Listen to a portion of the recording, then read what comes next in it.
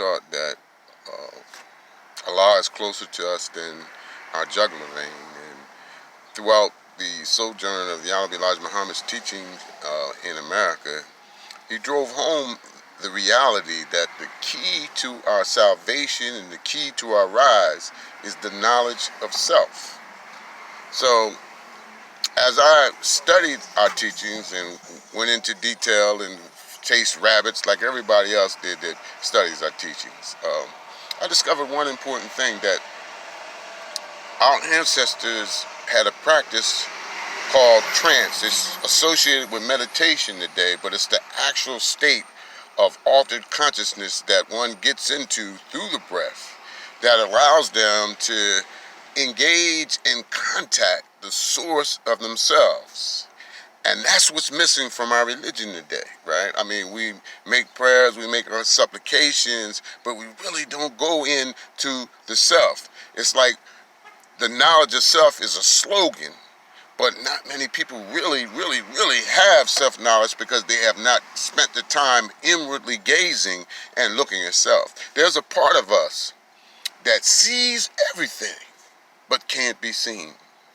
And I really want to emphasize the fact that the consciousness that's in me is the same consciousness that's in you and every other person that's walking around, right? We're this individuated or indivisible duality that has manifested in form, but the consciousness that actually is the vital principle of our being is one thing. It is life, and that is where we're connected to Allah.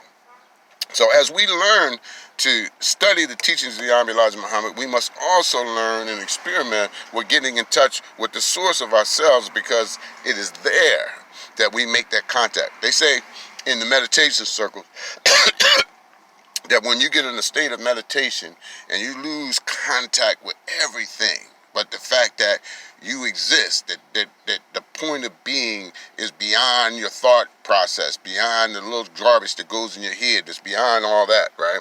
That spark of consciousness is in us. When we become aware of it and nothing else, they call that existence exists, or I am and I know it. That's an axiomatic principle. And in meditation, when you reach that and lose consciousness of everything else, you actually are connected to the source of yourself. And through it is where visions come, where dreams come, where inspiration comes, where revelation comes from. This is the principle, the active principle of self that the Honorable Elijah Muhammad has been trying to bring us to. The other day I was listening to some brothers on one of the videos tapes. They was talking about tuning into the consciousness and minds of other people. We could do it all day long because our mind is their mind. The superficial stuff, the ego and all the stuff that out of our experiences and memories that surround consciousness, that's individual stuff. But that spark of consciousness is the one. And it's the presence of Allah in us all. That is the thing that's closest to us than the jugular vein.